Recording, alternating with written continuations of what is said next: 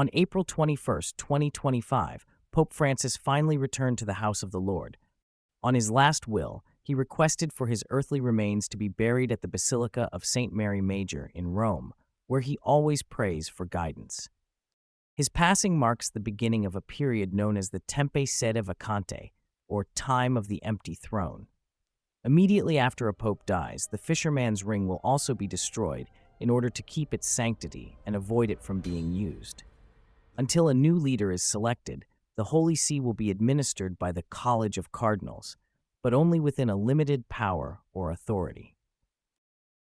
On May 7, 2025, the College of Cardinals will begin its process of selecting a new leader of 1.2 billion faithful of the Catholic Church, known as the Conclave.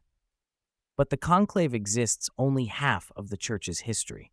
Stpeter, considered as the first pope, although he wasn't really given that title since the papacy do not exist, back then wasn't selected through a conclave, but was selected by Jesus as to build his church. Before conclave, the pope is selected by appointment of the current leader of the church. This has been a norm for a long period of time. But when Rome started to slowly embrace Christianity, this role became increasingly political and influential. This led to the pope being elected instead of appointed. Back then, this process is complicated as the non-clergy may approve or disapprove a certain candidate.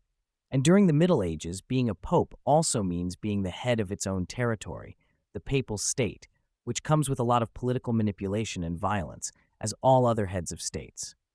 With all these chaos and unholy doings, Pope Nicholas II decided that it's time for a change. In 1059, he created a papal bull titled In Nomine Domini, meaning in the name of the Lord. It states that only cardinal bishops are eligible to select a new pope. However, this comes with a complication too, as the only required vote back then is 51%, which is only 2% away from 49%, and with a small number of eligible electoral cardinals, this number can easily run into a problem. So, in 1129 and 1621, a rule was established that the supermajority of the vote is required to win the papal election. This also comes with a rule that cardinals cannot vote for themselves. These two new rules on the selection of a new pope somehow managed to smoothen things out. But one final problem emerged. In 1268, Pope Clement IV died, so the cardinals have to select a new pope. Unknown to them that it would take years to elect a new leader. Throughout the course of this process, 3 out of 20 eligible cardinals have died without a consensus being reached. The authorities are losing patience and have forced them to decide. This comes in series of acts no one would imagine doing to the clergymen. The cardinals were locked up in a palazzo, only have had a ration food. And as a final resort, authorities ripped off the roof of the palazzo, exposing the cardinals to the elements.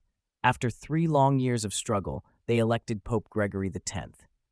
This new elected pope knew that such problems will happen again in the future, so in 1274, he created another papal bull, Ubi Periculum, or Where Dangers Lie.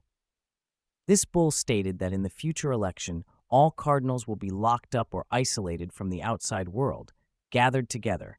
Their food will be regulated in hopes that in this isolation, a divine guidance will help them choose the next leader.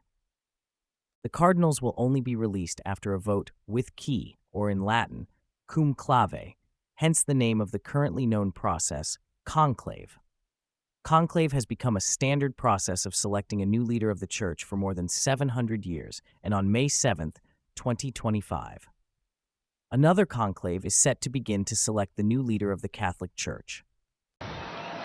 Annuncio vobis gaudium magnum, habemus papam.